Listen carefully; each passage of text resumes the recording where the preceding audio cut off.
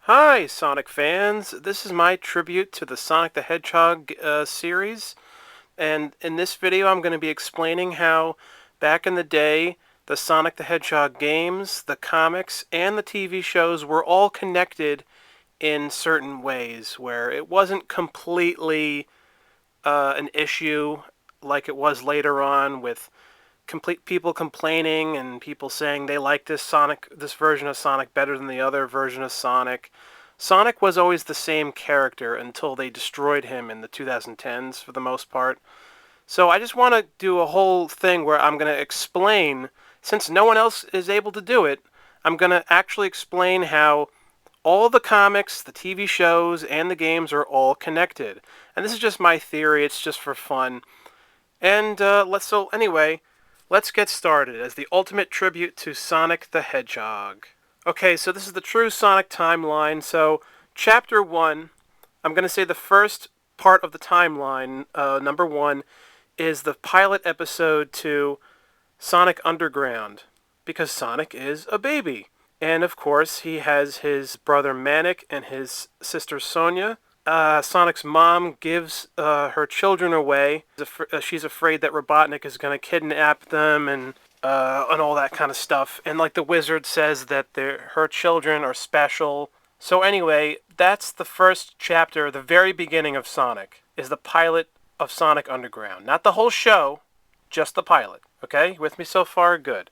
So part 2, the next chapter, is the one of the issues of Sonic the Comic from the UK, and there was a different Sonic comic than the Archie Sonic comics. In this comic, and I forget what issue it is, but it's pretty early in the issues. It might be issue number 4 or 18 or 11 or whatever. Sonic is orange on the cover. That's what you need to know. It's a comic that actually explains how Sonic gets his powers, his superpowers. So we can assume, since Sonic is a little older, that this takes place after the events of him being a baby in the pilot of Sonic Underground. So in this issue of Sonic the Comic, they explain that Dr. Robotnik was originally known as Dr. Kintobor, and he was actually a good guy, and he was helping the animals of Mobius, and he was doing experiments and stuff, and he actually found a way to make Sonic faster. And he also found a way to turn him blue, which is really interesting. And then there was an accident that happened. And I didn't read the comic in full, but some accident occurred. And Dr. Kintobor, he got transformed into Dr. Robotnik. He became evil. And then Sonic, So basically, it's actually kind of like Mr. Freeze from Batman, how he was a good person and then he got thrown into the ice, and then he became bitter and evil and all that stuff. So it reminds me of Mr. Freeze from Batman. Okay, so like I said, we're still on Chapter 1. So the next part in the timeline is Sonic the Hedgehog, 1991, for the Sega Genesis. Sonic is alone. It's the next chapter. And the next chapter after that, I'm going to say, is Sonic for the Master System.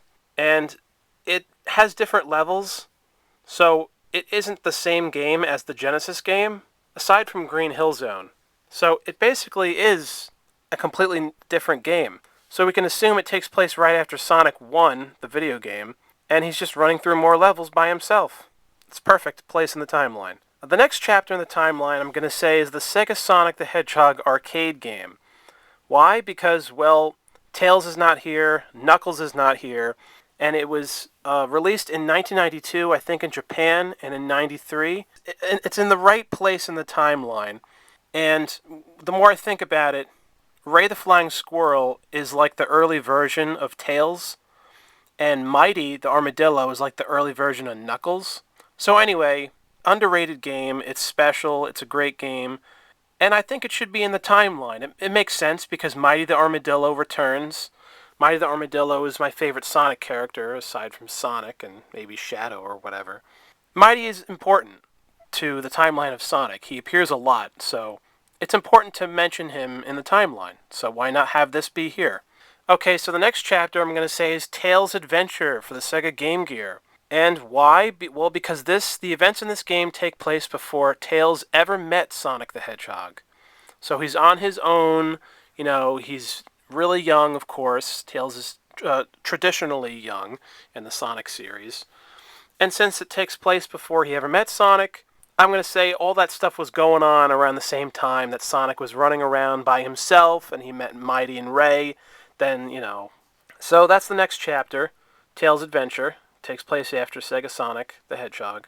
After Tails' Adventure, we have the series of Sonic Underground, basically the whole show. And it fits there in the timeline because Tails is not in the show.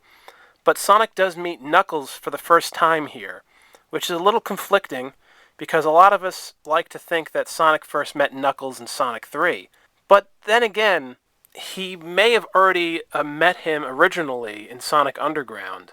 Then later on, like a few years later, maybe he sees him again on Angel Island after a couple of years.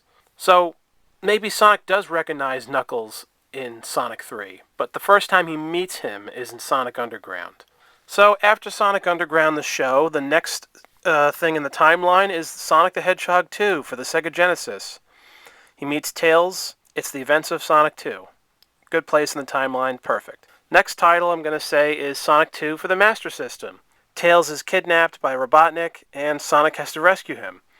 And just like Sonic 1 for the Master System, it has completely different levels from the Genesis version of Sonic 2. So it really should not be called Sonic the Hedgehog 2, because it's a completely different game. They really should have renamed that title. But anyway, it's different events that happen, where it's already established that Sonic and Tails know each other, and they're best friends, right? They're best buds. So Sonic wants to rescue him, and of course they became best friends in the chapter before, so this should take place right after Sonic 2 for the Genesis. It makes sense. Okay, so after Sonic 2 for the Master System, the next chapter is Sonic the Hedgehog Chaos for the Sega Master System. Again, Sonic and Tails running around, getting rings, defeating the Badniks, and defeating Robotnik. No Knuckles, perfect place in the timeline. No debate there. Alright, now we're on Chapter 2. Now, I said Chapter 2 before, but this is like the second wave. That's what I'll call it.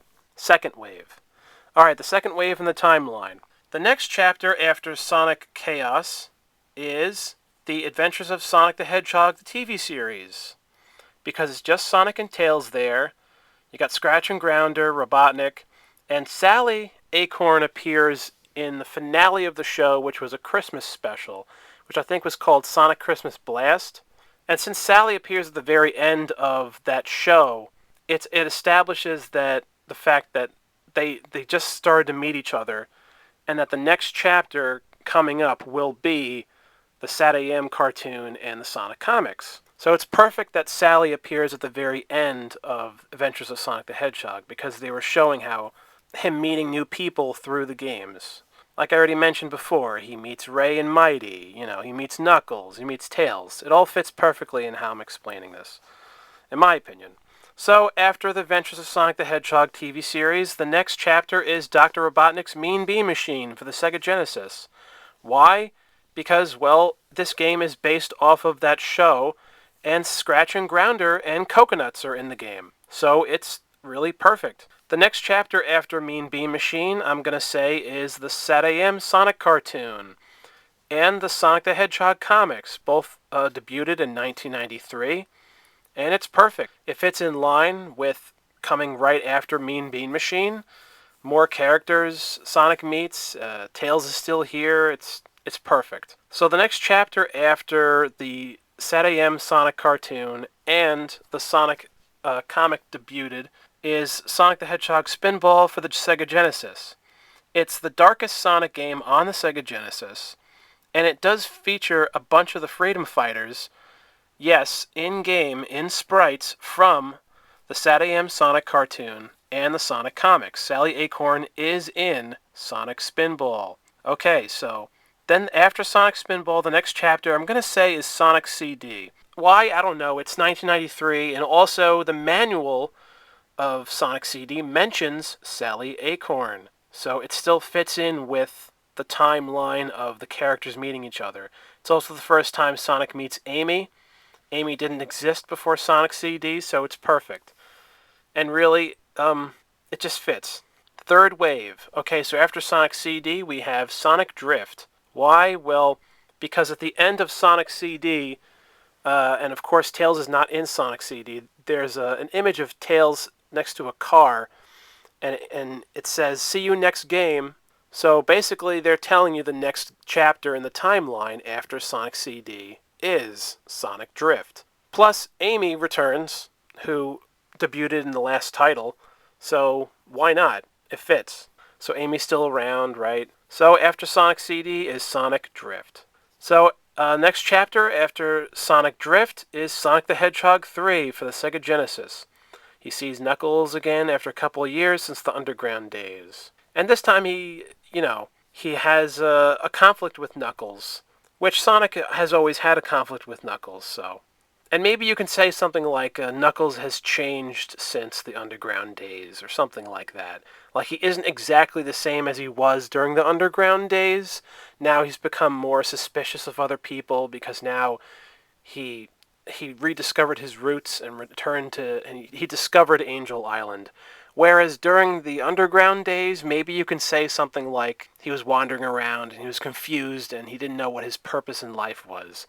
And since the years of the separation of Sonic and Knuckles going the separate ways after the underground days, Sonic meets Tails.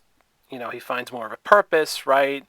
Defeating Robotnik, all that stuff, meeting the Freedom Fighters. Well, Knuckles found his own path, and he left the underground cities, and then eventually he found Angel Island, and the Emerald called him. Okay, so after Sonic 3, the next chapter I'm going to say is Sonic and Knuckles for the Genesis. Well, it takes place, it's around the same timeline, so, and they were originally one title when you combine the cartridges, so it fits. Okay, so after Sonic and Knuckles, I'm going to say is a Sonic comic, and I forget the number of the issue of this from the Archie Sonic comics, just because of the cover and the era where it's just showing all these different adventures Sonic, Sally, and the Freedom Fighters have against Dr. Robotnik. It's just showing how they're still part of the Sonic series, they're still relevant, they're still in line with the games still, because this is only 1 year after Sonic Spinball, where Sally appeared in the title. So, it's just important to mention that the Archie Sonic comics during the early 90s, they're still going on. The next chapter I'm going to say is this Archie Sonic comic, and I forget the issue, of course, but it's the issue where a pseudo Sonic appears, and he's like a robot Sonic. This is like another version of Metal Sonic. So once again, it establishes the fact that the Sonic comics are in line with the Sonic games, purposefully so, because in my opinion, back in the day, the canon of Sonic was the comics, the shows, and the games. Especially the comics with the games. The shows do get a little confusing, but the shows still, even the shows, they still line up just enough to fit in with the games and the comics as well. And it's just really annoying to be a Sonic fan because you got all the Sonic fans complaining about, the comics aren't canon, they're their own thing, the shows are their own thing, it's not canon. This is not so. Later on, they started doing stuff like that when they invented Sonic Boom, and that takes place in a different universe. But back in the day, back in like the glory years of Sonic, they were fairly consistent. Sonic actually did have a canon, and it did go across into different media forms. It wasn't just the games as the canon. It was also the comics that connected with the games and the shows. It's really obnoxious that the people think it's not like that. Okay, so the next chapter after that Sonic comic in particular, I'm going to say is Sonic the Hedgehog Triple Trouble for the Sega Game Gear. Well, we got Fang the Sniper that's introduced here, who was originally titled Knack the Weasel. Knuckles is back, and it fits perfectly in the timeline. Why not? And it's in the year of 94, so it's perfect. And Wave 4, the next title after Sonic Triple Trouble, is Sonic Drift 2. Why? Well, because Fang the Sniper returns, and it's perfect. You got Fang now in a car racing with them after he first appeared in the chapter previously. You got Amy there, Metal Sonic's now a racer, Knuckles. It's perfect. Alright, so the next chapter I'm going to say is Sonic Labyrinth. Why? I don't know. It just seems like it's fine to be put here in the timeline. Why not? It's still 94, 95, something like that. So the next chapter after Sonic Labyrinth is a Sonic Archie comic where Sonic and Sally get married. Yes, this is the first time they get married, and that's pretty interesting. It shows how they viewed the characters as being important and all that kind of stuff. And this was in 1994. So the next chapter I'm going to say is an issue that I do believe comes after Sonic and Sally get married, like a few issues later.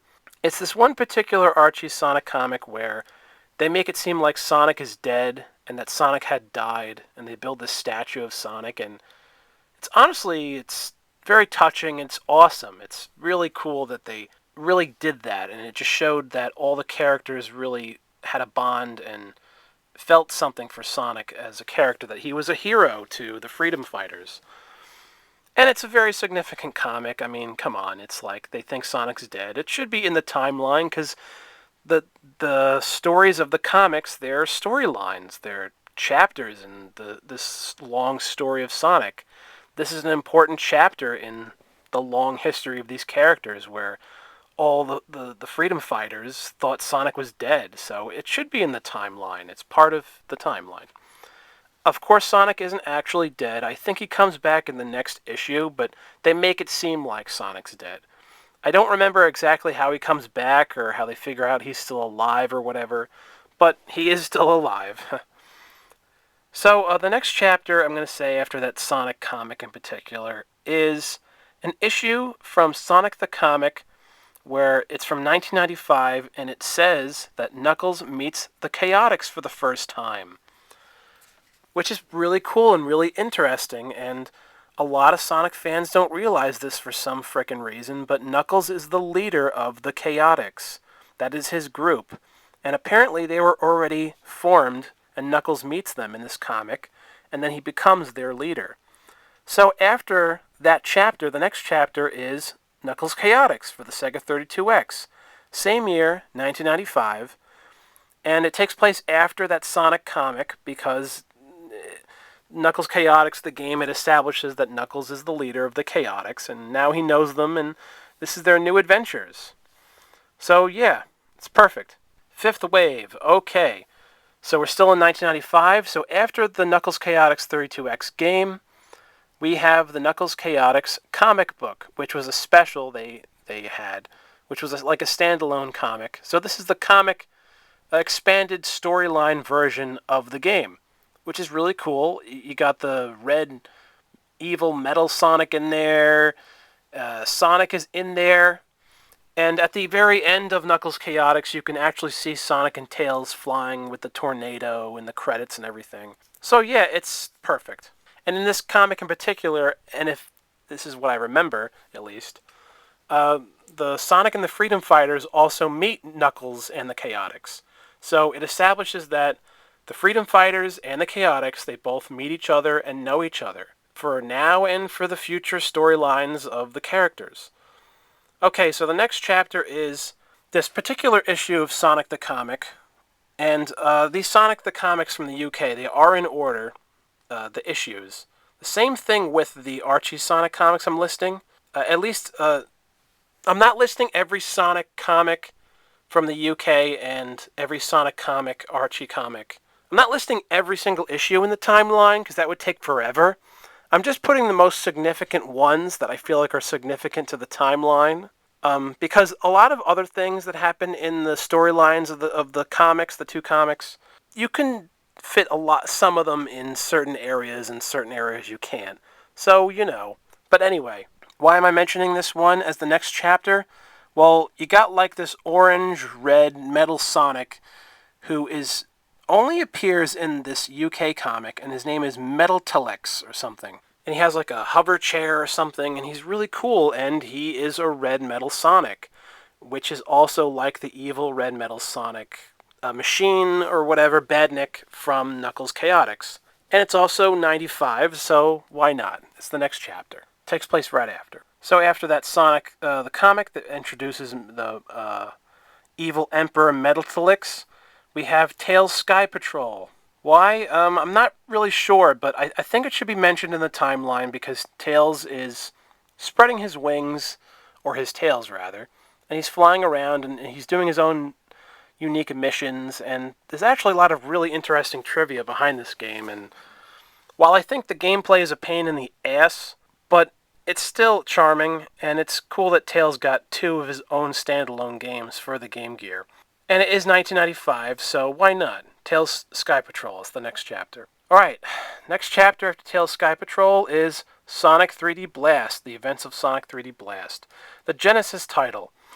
And there was also a Sonic 3D Blast Archie comic, which expanded the story and explained further the story of the game of Sonic 3D Blast.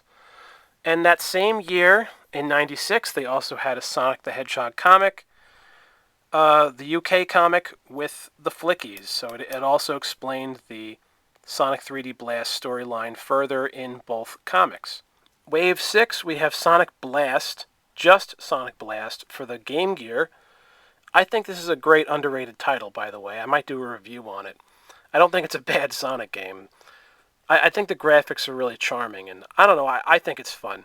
But anyway, I think it should be after Sonic 3D Blast because you got Knuckles here, and Knuckles and Sonic, they're kind of doing their own thing, where it kind of feels like a 3D remake of Sonic and Knuckles for the Genesis, and it's perfect for the timeline because I think it's 96, and Sonic and Knuckles are still frenemies. So they're running around doing their own thing, but they're both trying to stop Robotnik. And I don't know, it just fits here in the timeline. It is 1996, however. So we are going through the years. So all the you're starting to see that all the games and the comics and the shows, even though the shows are a little tricky, it still fits for the most part. All the years fit in with the game, what they're doing with the games. Like, it all fits in the years as they go. It's not like it's all completely random. And that's why, back in the day, the Sonic canon was there. It was everywhere. It wasn't just in the games. I know I'm repeating myself, but it's just, I wanted to explain the year stuff. I think we're still in 1996, so I'm going to say the next chapter after Sonic Blast is this particular Sonic Archie comic where Sonic meets Uncle Chuck and Muskie again. And this time they've been roboticized. They've become badniks, which I think actually happened in an earlier comic, but I don't remember the issue. But I think this is where Sonic meets up with them again after a couple of years, which is really sad and tragic, and it's cool that they did this. And I think Sonic's alone when he meets them in the comic. And this is also fitting for Sonic Blast because he was alone running around in that game too. So yeah, it's important because Uncle Chuck and Muskie are important. I mean, it's Sonic's uncle. He's part of his family. However, it's a little confusing. I mean, how is Uncle Chuck his actual uncle? Or do they just say he's his uncle, or is he literally his uncle? I'm going to just go on a whim and just say, yes, he's his uncle somehow. Because Uncle Chuck actually also does appear in Sonic Underground as well. So, sure, he's his uncle. Alrighty, so the next chapter after that Sonic comic, I'm going to say is Sonic the Fighters. Well, it is 1996, and this is a great Sonic game. Fang the Sniper's in it. SBO returns. We get the introduction of Bean the Dynamite and Bark the Polar Bear. It's perfect for the timeline. And also you get Metal Sonic again. You get this new, weird, very short-lived version of Metal Sonic in the intro of Sonic the Fighters. Yeah, so that's good. Next chapter I'm going to say is this particular Sonic comic, Archie comic, where Fang the Sniper returns. I think it should take place after Sonic the Fighters, because maybe we can assume, this was around the same time, pretty much, when Sonic and Fang ran into each other again. It was during the Sonic the Fighters Archie comic that Archie comic when it came out in '96. And since there's more, crazy, interesting adventures going on in that Sonic Archie comic where he meets Fang again, we can say it's events that take place after Sonic the Fighters. So this is after they've all fought each other, and now this is the next chapter where Fang is still there. You'll find that Fang appears every now and then through the timeline. Next chapter I'm going to say is this Archie Sonic comic where it's got Mecha Sonic or something. It's like this unique Metal Sonic version with like gold arms and gold armor and stuff. It seems kind of fitting to put it here in the timeline because all the Metal Sonics are important to the timeline. They're part of the storylines of the games and the comics and stuff. Plus, like I said, Sonic the Fighters introduced that obscure version of Metal Sonic. So now we got another obscure version of Metal Sonic. So it fits in well with these three things. So that's what I'm going to say is the next chapter. In the final part of the 6th wave here. Okay, 7th wave. The next chapter is Sonic the Comic, which introduces the evil version of Super Sonic, which becomes separated from Sonic himself. And this evil version of Sonic has like swivels in his eyes and claws and stuff. And I think he's called Fleetway Sonic. At least that's what the fans call him. And he became quite popular in the UK version of the Sonic the Comic. Pretty cool stuff. It's part of the timeline. And the next chapter I'm going to say is this other Sonic the Comic. It's another issue that takes place after, where Fleetway Sonic also returns. So there you go. And I think this is 1997, I believe. So the next chapter I'm going to say is the game for the Sega Saturn, Sonic R. Great game, by the way. And also, of course, Sonic R has Metal Knuckles, or Mecha Knuckles, and Tails Doll. And it is 1997, so it's fitting that it's here in the timeline. Because just like how Sonic and the gang fought each other, well, now they're racing each other. So that makes sense. It's all for a particular reason somewhere. Like, you can say that there's a storyline there. It's not just them just fooling around. Because Sonic was always more serious than Mario. It's not like in Mario where they're doing Mario Party and they're racing each other because they just want to do it for fun or some stupid shit. No, this is Sonic. This is more serious.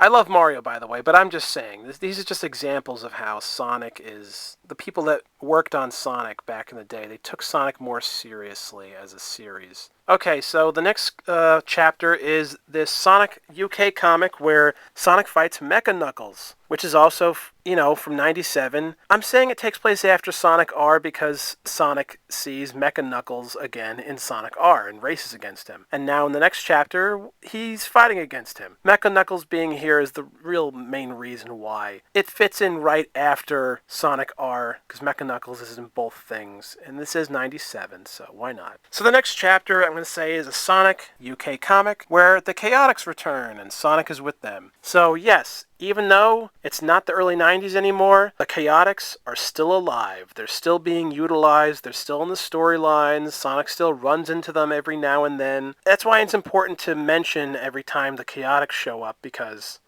they're important. Wave 8. We have the Endgame comic series. I think it had 5 parts or something. And these comics in particular was where, in 1997, they were starting to get really intense. And they were making it darker, and they made it seem like Sally almost dies, and Sonic's running for his life, and it seems like Robotnik's really winning. Like he's really gonna destroy Mobius and create Robotropolis, and that's why it's called Endgame, and it was so just effing great. And it's, a tragic, important storyline in the saga of Sonic the Hedgehog, so it should be mentioned here in the timeline, even though it's not in a game. So next chapter we have 1998. We have the return of this character called Exus, and I can't pronounce his name, of course. But he's this cool, goblin wizard-esque character. And it's this character that returns, and he first appeared in Sat AM, actually, back in the early 90s. So here he is returning in the Sonic Archie comics in 1998, all these years later. So they still remember characters that were a threat to them years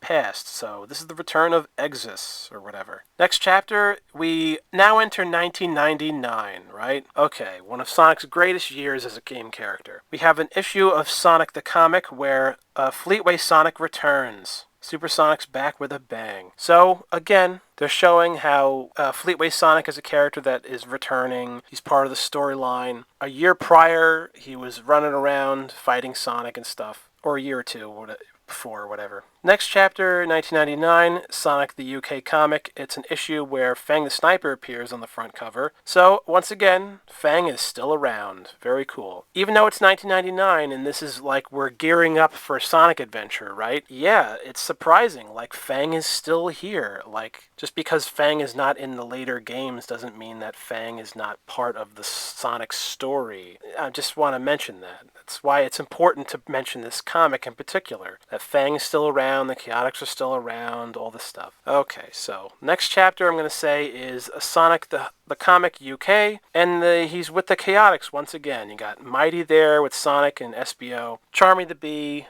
all that good stuff. 1999, once again, establishing the Chaotix are important, and they're still around. Wave 9. This is very important right here, guys. So this is a Sonic the comic, UK comic, and it's from the year 2000, but it takes place before Sonic Adventure 1, though, because it explains how Sonic gets his green eyes. It explains how, like, this is gearing up for Sonic Adventure. So, since this shows us how Sonic gets his green eyes for the first time, it has to take place before Sonic Adventure. So, even though this comic was published in 2000, and Sonic Adventure takes place in 1999, it doesn't matter, because it explains Sonic's green eyes, how it got there. So this takes place first. Next chapter I'm going to say is this Sonic Archie comic, and I think it's from the year 2000 or something. And it says Dr. Robotnik returns. Now this is where it starts getting a little confusing about Robotnik, Eggman, and how we were all confused when we were kids and how we were teenagers. And like if you grew up in the United States, his name was always Dr. Robotnik, but in Japan his name was always Dr. Eggman. But this is important to mention here because eventually we're going to get into Sonic Adventure 2 where he's just called Eggman from now on. So this is important. And it's establishing more storyline stuff in the Archie comics where it's Dr. Robotnik returns. And even in Sonic Adventure 1, Robotnik calls himself Dr. Robotnik, so he's still Dr. Robotnik. So the next chapter after that Archie comic in particular, I'm going to say is actually the pilot episode of Sonic X. Yes, before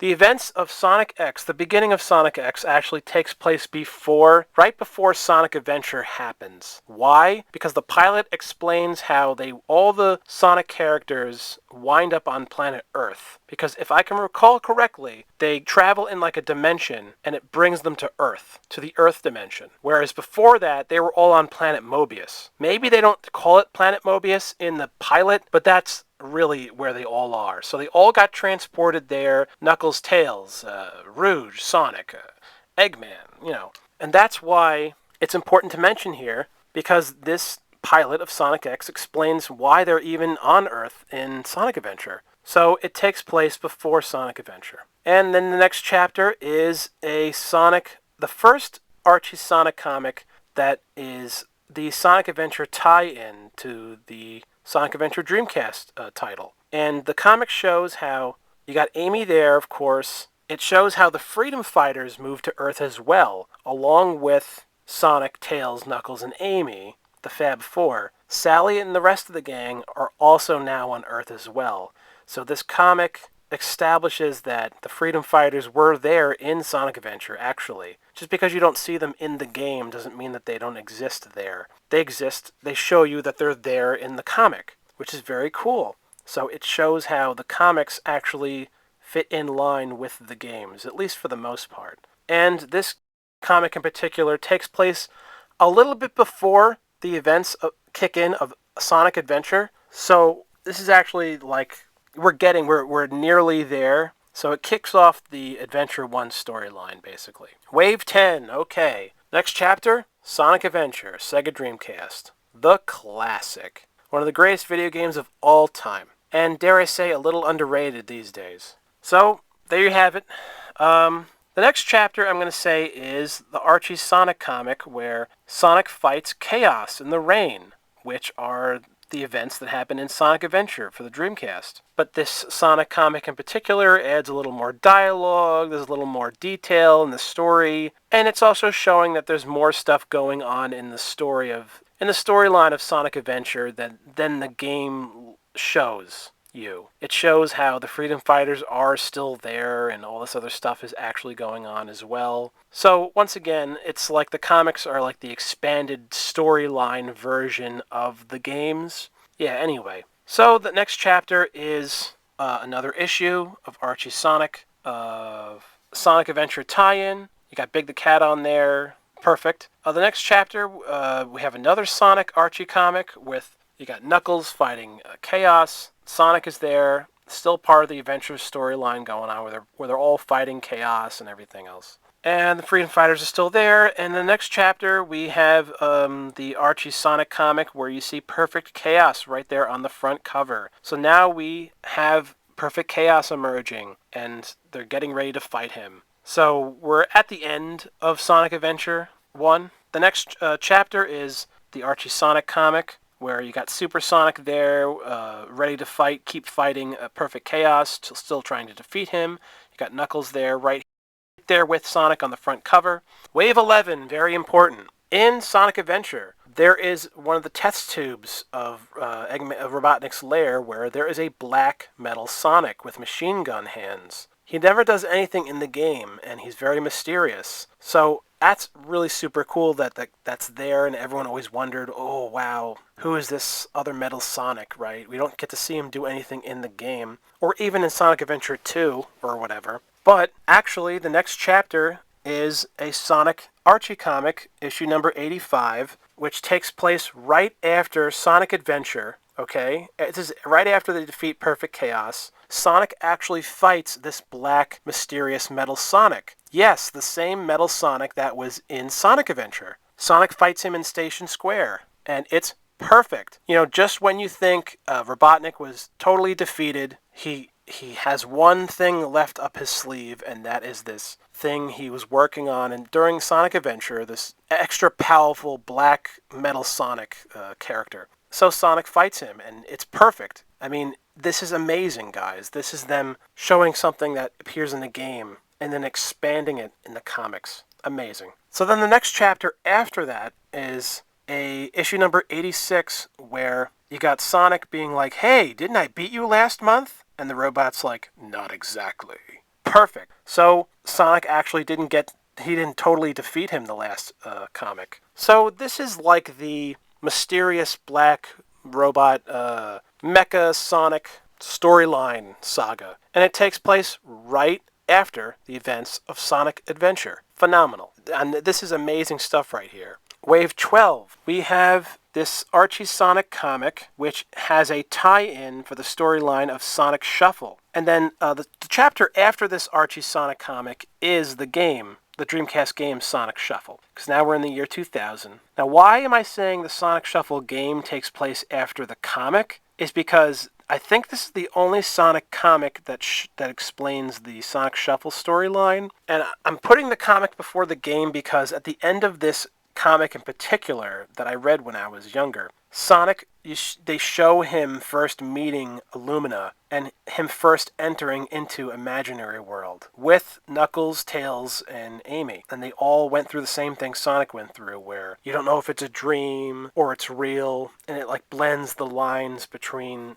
dreams and reality. So really, that's why the comic takes place before the game in the timeline, because the comic explains how Sonic got there. And then the next chapter would be the events of the Sonic Shuffle game, where they fight Void and all that kind of stuff. Sonic Shuffle is an underrated game, by the way. Wish there was a Sonic Shuffle 2, and they could have made it a little better. So the next chapter I'm going to say is Sonic the Comic, UK comic, where Fleetway Sonic returns once again. It's right after Sonic Shuffle, because this comic is from the year 2000. So we're still in the Dreamcast Sonic era. This is the stuff that was going on in between Sonic Shuffle and Sonic Adventure 2.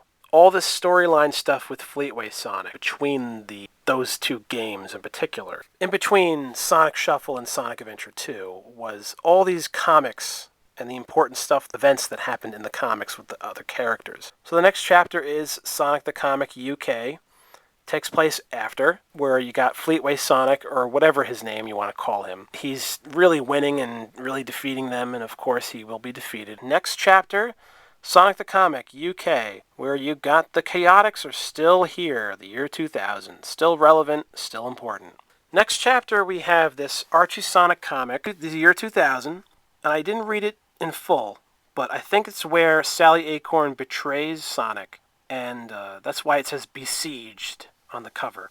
It makes sense that they would do something cool and interesting like this, because Sonic and Sally were always like this power couple, and it was amazing, but now they're trying to do different things, because a lot of stuff happened during the Sonic Adventure and Sonic Shuffle, where you could maybe argue Sonic was hanging out with Amy a little more than he did in the past, because Amy is in a lot of the cutscenes in Sonic Adventure 1, and she's with him in Sonic Shuffle, so, there's a lot of drama going on now with Sonic and his girlfriends. This is the era where Sonic hops around from chick to chick, and he keeps changing his girlfriends during this era. So after that Sonic comic in particular, we have this Archie Sonic comic where Sonic is fighting these robots in the woods, these badniks, and this is Enter Mina the Mongoose, which is what I say. I think this is when her character first appeared. She has purple hair and she's a mongoose, and she becomes Sonic's girlfriend at this time. Sonic, I think, runs into her and then rescues her and stuff like that. So that's what's really going on here, and he meets Mina the mongoose, I think, after Sally breaks up with him. So the next chapter is probably the saddest Sonic comic ever. It's the 10th anniversary of Sonic, so this is 2000, 2001, right? We're on the verge of Sonic Adventure 2. And here we have on the front cover where Sally tries to get back with Sonic again, and she is heartbroken to tears. Where now Sonic fully embraces he's with Mina the mongoose. So the relationship between Sonic and Sally has been soured. It is over for the two of them. How tragic. So Sonic is now with Mina the mongoose, and it's a very sad issue, but powerful and great for storyline stuff.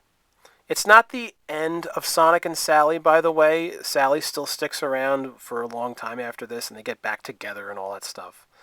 But I thought it was really interesting that they did this at the time. Wave 13, the next chapter, Sonic Adventure 2, Sega Dreamcast. And Sonic Adventure 2 Battle for the Nintendo GameCube. Classic, the greatest Sonic game of all time.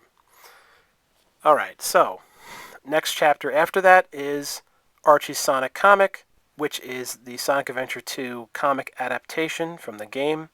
Expands the story, all that good stuff. Amazing front cover. Perfect. Next chapter we're now in 2001, Sonic the Comic UK, where Fang the Sniper returns once again after a couple of years. Interesting, right? Here we still have Fang the Sniper still relevant. He returns right after the events of Sonic Adventure 2.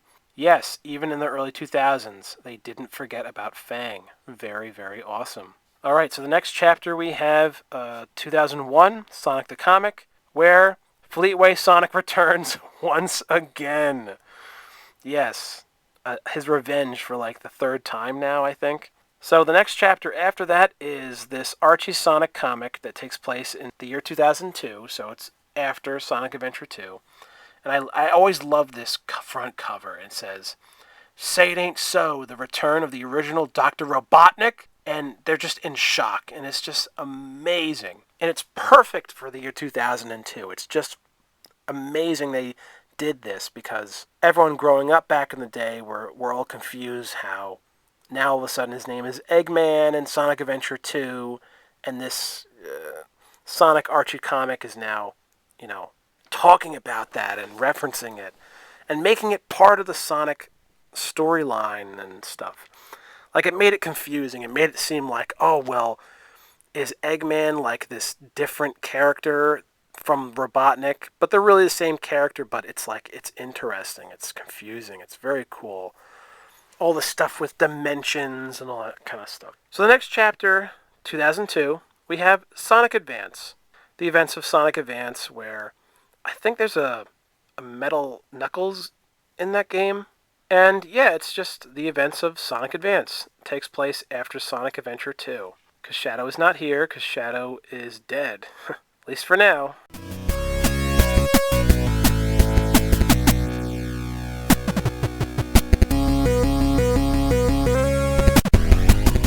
Wave 14, we have the game Sonic Advance 2, because this is the first time Sonic meets Cream the Rabbit. Arguably one of the greatest Sonic characters. I mean, come on, who doesn't love Cream? They first introduced Cream and all that stuff. This is the year 2003 where Sonic DX was released. This is very important. What's interesting about Sonic DX, though, Director's Cut for the GameCube, is that Cream, you can see her flying as a cameo in the game. You can catch her fly by during parts of the sagas of the game. So this indicates the fact that Cream was still around as a character.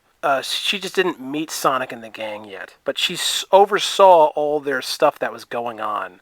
She was there, basically. And also, Cheese the Chow is not with her when she's flying by. So because of this, we can assume that Cream in Sonic Adventure takes place before Sonic Advance 2. Because Cheese the Chow is not there. We have to say that Cream meets Cheese later during Sonic Advance 2. So really, during Sonic Adventure in 1999, Cream was there, flying around. So what's cool about Sonic DX is that it adds Cream into Sonic DX. Also, extremely important to mention this, to prove my point about how the shows, the comics, and the games are all connected. In Sonic DX, there is a sign with Chris Thorndike and Sonic, and it acknowledges Sonic X in the game of Sonic Adventure. And it's interesting looking back now because, okay, Sonic X came out in 2003, and so did Sonic DX at Sonic Adventure. So think about this, right? Sonic X, Sonic DX. They're basically trying to blend the Sonic X anime. It expands the story of Sonic Adventure, of the Sonic Adventure games. So really, and like I mentioned this earlier, how the pilot of Sonic X takes place before the events of Sonic Adventure. So during Sonic Adventure, the events of Sonic Adventure, Sonic knew Chris Thorndike in one of the buildings, Station Square. That's when they became friends. Like all that stuff that happens in Sonic X, like the first couple of seasons, it takes place during the Sonic Adventure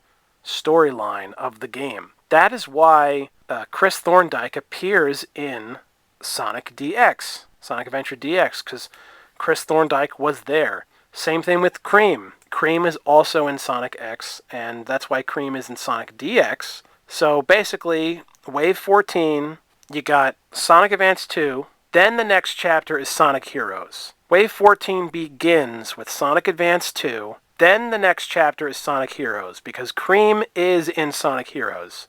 She's part of Team Rose, so Advance 2 has to happen before it, because this is the first time Cream meets them all. So, in 2003, like I said, Sonic Adventure DX debuted, and it shows that Cream was there during the events of 1999 Sonic Adventure.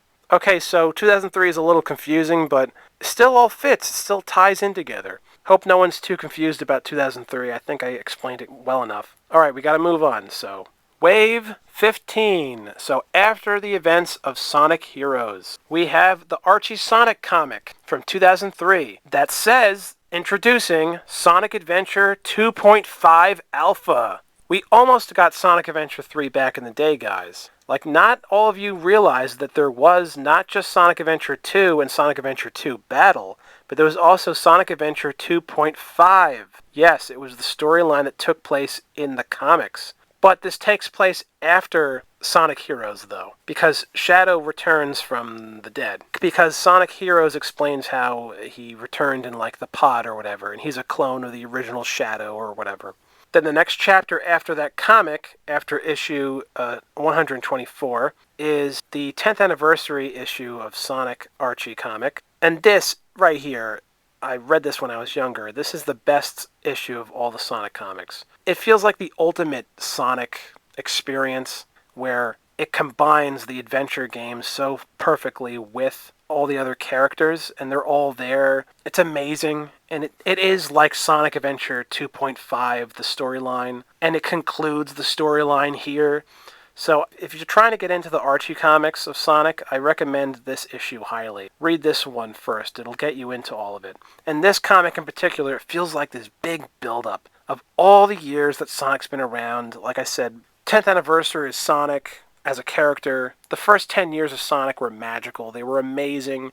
Quite honestly, after the first 10 years, it's not it becomes less magical, but the first 10 years were gold. It kind of feels like the end of classic Sonic, I guess, but or the greatness of Sonic, maybe. Almost. You could say this is like the original end, like 1991 to 2003 or whatever. You got Sonic Adventure 1 and 2, best Sonic storylines literally ever created. Then you got Sonic Heroes, which has storylines in there, but it's not as good as Adventure 1 and 2. And then right after Heroes, you got Sonic Adventure 2.5, where the storylines are even better. Back in 2003, we almost got Sonic Adventure 3, because it was Sonic Adventure 2.5. So Wave 15, we're still there. Now we enter the year 2004. Return to Angel Island, the Sonic Archie comic, where you got the return of the Chaotix once again. And their art on the cover of these Archie Sonic comics in particular in 2004, they got that art from Sonic Adventure to the way they look, especially on the front covers of those issues in 2003, 2004. Very, very cool. Once again, the fact that their art is the same design, it just shows how they were blending the comics with the games. So then after that Archie comic, we got the next chapter is Sonic Battle.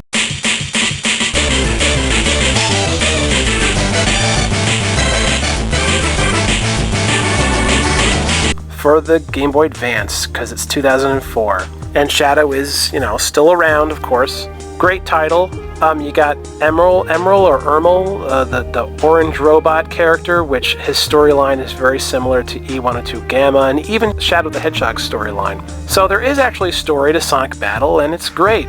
So, perfect. Next chapter is an Archie Sonic comic, where it was a three-parter called The Good, the Bad, and the Unknown, where it's got Sonic fighting Metal Sonic and Shadow. And here you have the front cover that is the same style of artwork from the artwork of Sonic Battle. They're mimicking that, and that is really frickin' amazing. Shadow's got that green beam on his hand. It's great. So, it takes place right after the events of Sonic Battle, because of the same art, and it's still 2004. So really, this comic in particular expands the storyline of the stuff that happens after Sonic Battle, where they're still fighting.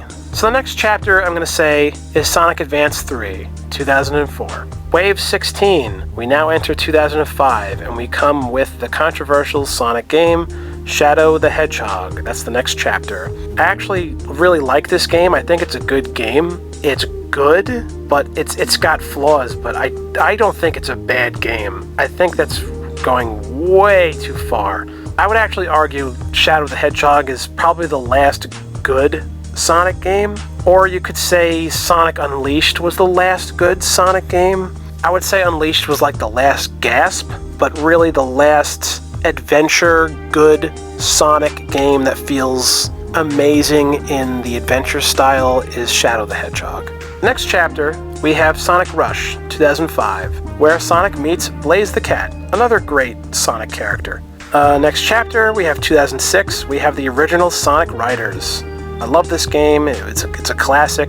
We're introduced to the bird characters, and you got the storyline going on here, and this is the beginning of Sonic Riders. So, awesome, 2006. Next chapter, we have Archie's Sonic comic, where it's now the 15th anniversary because it's 2006, and this Sonic comic introduces one of the greatest Sonic characters of all time, Scourge the Hedgehog. I love Scourge the Hedgehog. He's like another awesome, cool version of a Hedgehog character that rivals the coolness of Sonic and Shadow, and he's green, and he has his own group of freedom fighters, and they're not called that, but he has his own evil group that are kind of like evil versions of the freedom fighters in the Archie comics. Scourge the Hedgehog was a big deal for me back in the day. I just loved this character, and it's just annoying that only the fans put him in the games with mods and hacks and stuff in the adventure games. I really wish that Scourge was in the games, and he still could be.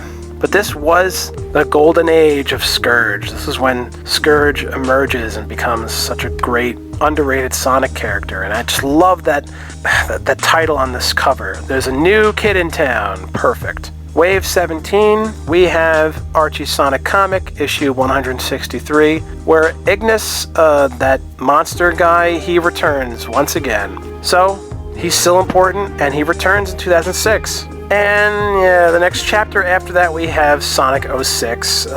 For better or for worse, it does have a storyline that is interesting with Mephiles the Dark. And Sonic 06 has now been repaired by the fans in like this new edited version of Sonic 06. So, and also, I mean, I just want to quickly say, back in the day, like, Sonic 06 it wasn't totally terrible. It has good things in the game. But anyway, let's just move on. That's Sonic 06. It's part of the storyline. Wave 18. We have 2007 now, after Sonic 06. This is the second time that Sonic remarries Sally Acorn. So anyway, the next chapter after that is Archie Sonic Comics, issue number 178, where Sonic argues and fights with Tails. Sonic vs. Tails, friends no more. This was one of the darkest and coolest Sonic Archie comics ever. Something they never did in the games, and it just goes to show how it's just interesting to see them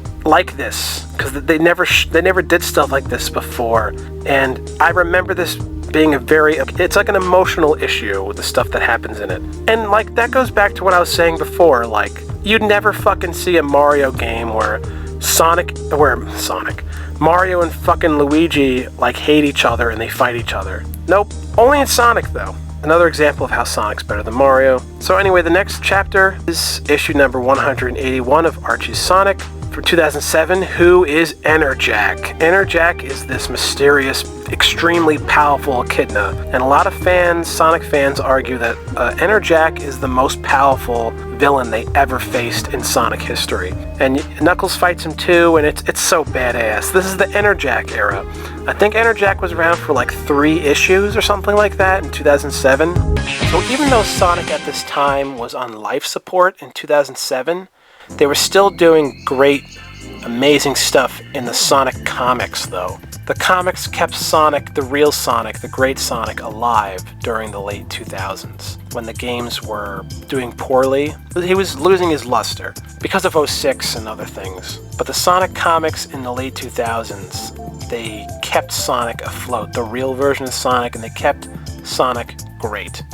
Where the games began to fail, the Archie Sonic comics were even getting a little better, actually, than the older ones. It just goes to show that Sonic was still flourishing as a character in the late 2000s, despite how some of the games were going on at the time. Okay, so the next chapter we have Sonic Rush Adventure for the DS. Great Sonic game, 2007. So the next chapter after that we have issue number 186, 2008, and this is where the Mammoth villain returns. And I forget his full name, but actually in the older Sonic comics or whatever, the Mammoth villain was there when he first appeared, and this is when he returned. Perfect. And you also got Meanie the Mongoose on the front cover.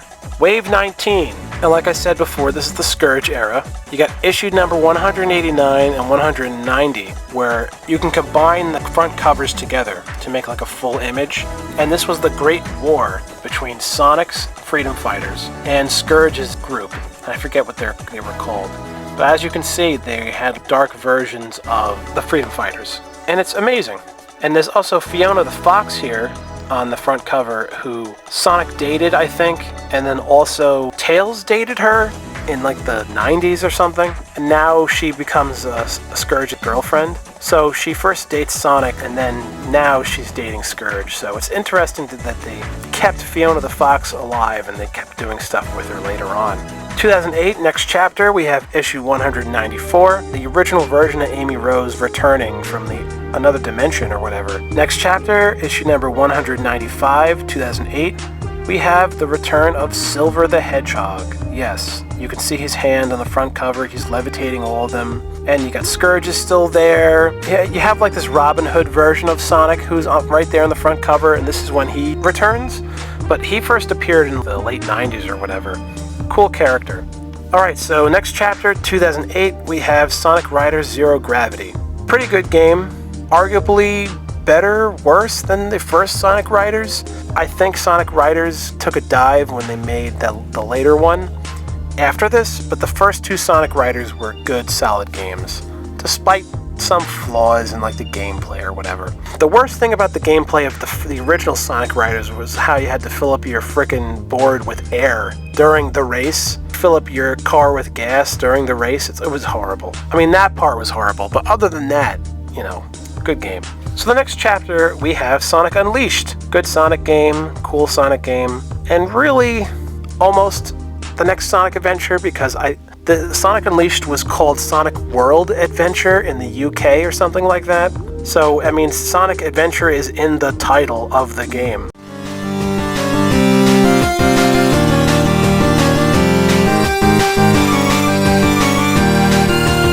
Alright, now we come to Wave 20. And here we got 2009.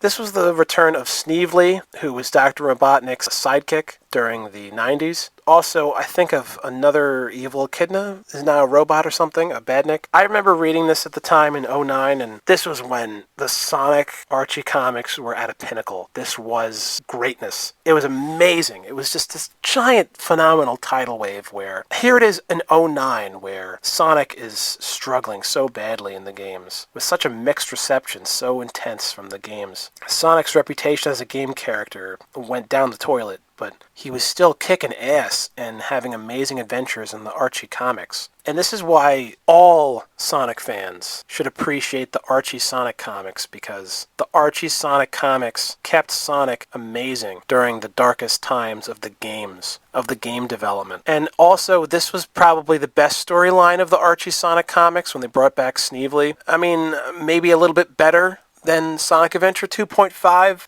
Yeah. Now, to me, as a fan, I felt like Sonic in 2008 was really it, because I despise Sonic Colors in 2010. I already made a video about how the 2010s ruined Sonic the Hedgehog, so for me, Wave 20, 2009, Archie Sonic comic right here, issue 199 of Archie Sonic comic. Like, to me, this is really the end of Sonic, to me, as a series. Like, this is how I truly feel. I mean, this isn't the total end, because the Archie Sonic comics still go on for a couple of years after 2009, and we're going to talk about that in a second, but 2009 was really the last, one of the final years where Sonic was Sonic, because the next year in 2010, they destroyed Sonic's character and personality in Sonic Colors. At least for the most part, where Sonic now becomes a douchebag in the cutscenes. So, the games destroyed Sonic as a series in 2010, so, I mean, right at the beginning of the decade, guys. So, to me, Sonic was always a 90s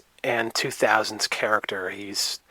That was Sonic's golden era, was those 20 years, those first 2 decades. That was it, really. Let's talk about early 2010 Sonic, where Sonic was still great in the comics, at least, where they still had great storylines that were going on in the comics, where Sonic was still great for a few more years. Just a few issues in particular, because there was a lot of Sonic comics in the early 2010s, and I didn't get to read them all, but I read a lot of them. But just a few comics in particular that are significant that I remember. The Trial of the Traitor, well, you got the villain, Exus, returns once again. Very cool. You know, this character returned like 2 or 3 times already, and they still remember him. Issue 223, another cover, same thing, Exus versus Sonic. Issue 231 of Archie Sonic, where Sally becomes a badnik. She becomes robosized. The same fate as Uncle Chuck. And so during the 2010s, there was also the Sonic Universe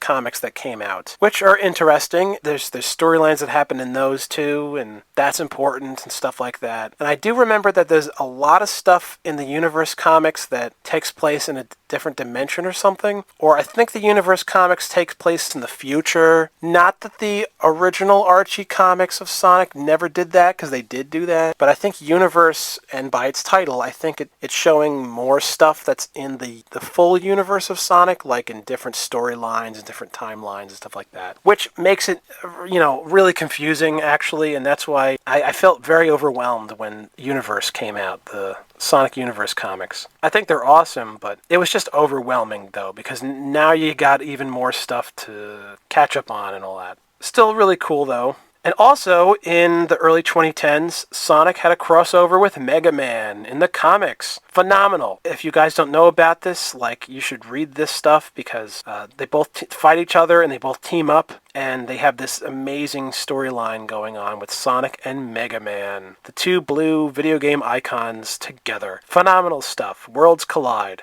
I remember it well. A lot of fond memories of Sonic and Mega Man teaming up in the comics. Early 2010s, yes. During the final days of the Archie Sonic comic in the mid-2010s, they introduced Razor the Shark and all these other fish Sonic characters. I remember there was a jellyfish girl and stuff like that. I really liked Razor the Shark, and they didn't explore the sea enough in the older comics, so they were still trying new concepts and ideas for Sonic to meet new characters in different worlds and stuff in the Sonic comics. So even though they did everything they could storyline-wise with these characters for 20 years or whatever, they were still coming up with brand new cool stuff to do with the characters. And I love that. But it did seem like they were almost sort of running out of ideas.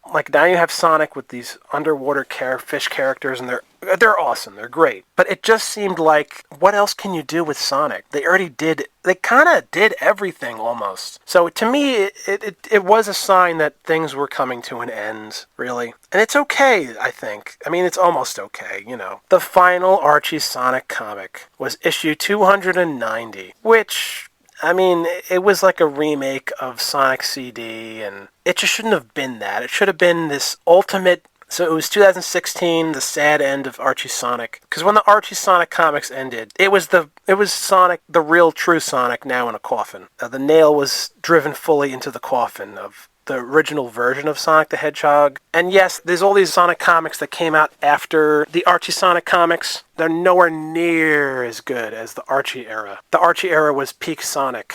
Plus, Archie Sonic, they already did everything they could do with Sonic. I mean, almost, So, it just pisses me off.